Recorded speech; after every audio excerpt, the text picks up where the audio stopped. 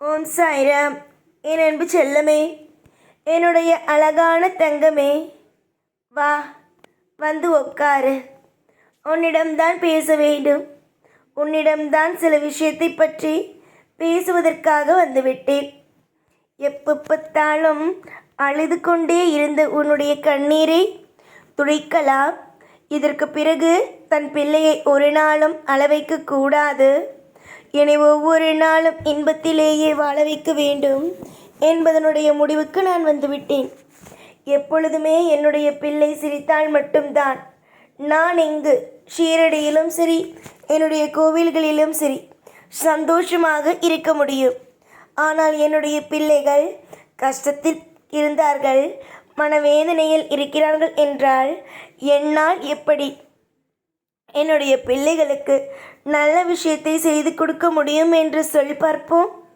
என்னுடைய பிள்ளைகளுக்கு என்றும் சரி நல்லது மட்டுமே செய்வேன் என்று முடிவெடுத்து விட்டேன். இதற்கு பிறகு எல்லாம் என்னுடைய பிள்ளைக்கு கவலைகள் என்று ஒன்றை கொடுக்கவே கூடாது என்று நான் முடிவெடுத்த பிறகு எதற்காக அம்மா நீ உன் வாழ்வில் கவலைப்பட வேண்டும்? கவலைகளுக்கு இடம் வேண்டாம். சந்தோஷத்திற்கு மட்டும் இடம் கொடுங்கள். காலங்கள் நேரங்கள் உங்களை கவலைப்படுத்தினாலும் உங்களுடைய வாழ்வில் நன்மைகள் மட்டுமே செய்வேன் என்பதை நம்புங்கள். யாரோ உங்களுக்கு துரோகம் செய்த போதிலும் உங்களை நான் காவல் காப்பேன் என்று துணிந்து நின்றேன். அப்பொழுது நீங்கள் புரிந்து கொண்டீர்களா இல்லையா? இந்த தெய்வம் உனக்கு எவ்வளவு தூரத்திற்கு உதவப் போகிறது என்று. தெய்வம் உங்களுக்கு என்றுமே உதவும். காலம் முழுக்க உதவும். எப்பொழுதும் உதவும். தெய்வங்களுக்கு உங்களை மாற்றி மாற்றி பார்க்க தெரியாது. நீங்கள் வணங்கும் தெய்வம் உங்களை பணக்காரன் ஏழை என்பதை எல்லாம் பார்க்கவில்லை. நீங்கள் நான் படைத்த செல்வங்கள். உங்களை எப்படி காவல் காப்பது, உங்களை எப்படி வழிநடத்துவது, இது மட்டுமே எங்களுடைய குறிக்கோள்களாக இருக்கும். இதற்கு நடுவே தெய்வம் பணக்காரனுக்கு மட்டும்தான் செய்யும், ஏழைக்கெல்லாம் செய்யாது என்ற மாதிரியான வார்த்தைகளை விடாதீர்கள். உங்களை பொறுத்த வரைக்கும் என்ன வேண்டுமோ அதை கேட்டு பெற்றுக்கொள்ளும் வழிகளை மட்டும் பாருங்கள். நானும் உங்களுக்கு ஒரு விஷயத்தை கூற வேண்டும் என்று ஆசை மட்டும் படுகிறேன். அது என்னவென்றால், இன்றைய சூழ்நிலைகள் எப்பொழுதுமே மாறாது என்று நிலையை விட்டுவிட்டு இந்த நிலைமை நிச்சயமாக மாறும் என்று மனதில் வைத்துக்கொள்ளுங்கள். நான் இப்பொழுது உங்களுக்கு ஒரு விஷயத்தை மட்டும் கூறுகிறேன். என் வாழ்க்கை அவ்வளவுதான், முடிந்தது என்ற தவறான வார்த்தைகளை ஒவ்வொரு நாளும் பயன்படுத்தாமல் என்னுடைய வாழ்க்கையில் நான் அனைத்தையும் செழிக்க வைப்பேன். எல்லாவற்றைக்கும் நான் என் வாழ்க்கையை தனியாக இருந்தால் கூட பார்த்து கொள்வேன் என்பதையே நினைத்து கொள்ளுங்கள். வெற்றி அடைவீர்கள். எல்லாமும் உனக்காகவும் உன் குடும்பத்திற்காகவும் நான் செய்வேன். உன்னுடைய குடும்பம் வேறு, நான் வேறு என்பது அல்ல. உன்னுடைய குடும்பம் என்னுடைய குடும்பம். நீ என்னுடைய பிள்ளை.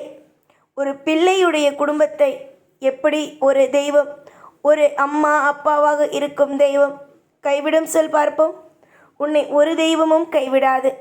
நீ வணங்குவது எல்லாம் வீண் என்றுதான் சில சமயத்தில் உன்னை தோன்ற வைக்கிறது. ஆனால் எதுவும் வீணல்ல, எல்லாம் கூடிய சீக்கிரம் புரியும். ஆசைகள் இன்று வேண்டுமானால் ஐயோ எனக்கு கிடைக்கவில்லை என்று தோன்றும்.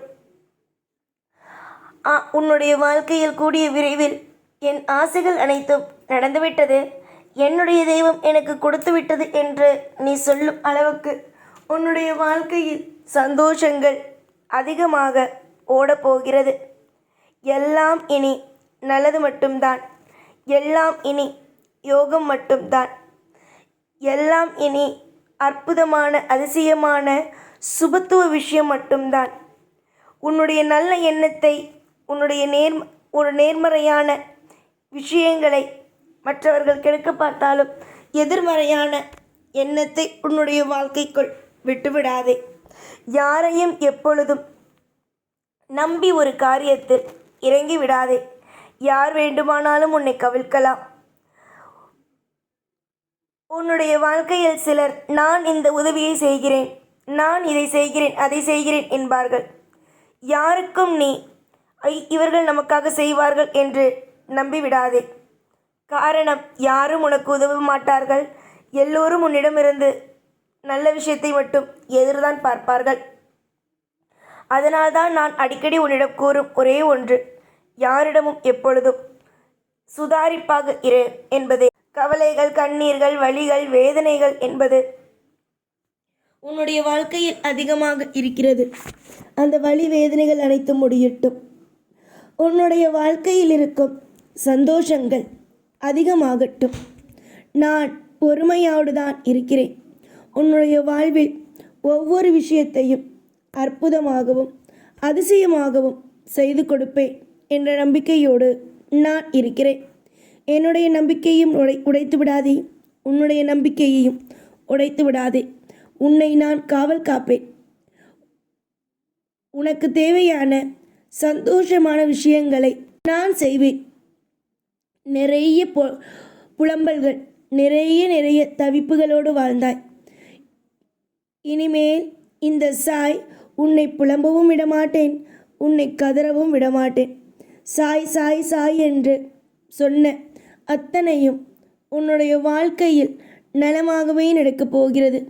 சாய் சாய் சாய். நிச்சயமாக இந்த சாய் உனக்கு துணையாகவே இருப்பேன். நானும் சரி, உன்னுடைய குடும்பமும் சரி, என்றும் உனக்கு துணையாகவே இருப்போம். சீக்கிரம் அனைத்தும் சரியாகும். நீ பொறுமையோடு காத்திருந்த அத்தனையும் உன் வாழ்வில் நடக்கப் போகிறது. இதுவரைக்கும் மற்றவர்கள் அனைவரும் உன்னை எப்போ பார்த்தாலும் ஏதாவது ஒன்றை சொல்லி பேசிக்கொண்டே இருந்தார்கள் அல்லவா?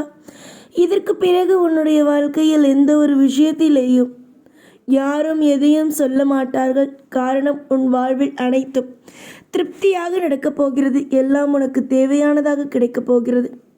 வலிகளையும் வேதனைகளையும் மட்டும் அனுபவித்த உன் வாழ்வில் இனி சந்தோஷங்கள் மட்டும் இருக்கும். வசதியோடு நீ வாழப்போகிறாய். திடீர் முன்னேற்றமும் திடீரென்று ஒரு சந்தோஷமும் உன் வாழ்வில் கிடைக்கப் போகிறது. இதற்கு பிறகாவது நான் சொல்வதை நம்பு. புதியதொரு வாழ்க்கை உனக்கு கிடைக்கும். புதியதொரு நல்லது நடக்கும். நிச்சயமாக உனக்கு யாரெல்லாம் கேலி கிண்டல் செய்தார்களோ அவர்கள் அனைத்துமே உன்னை பார்த்து வியப்பார்கள். எப்பொழுதும் கூட இருப்பேன். ஓம் சாய்ராம்.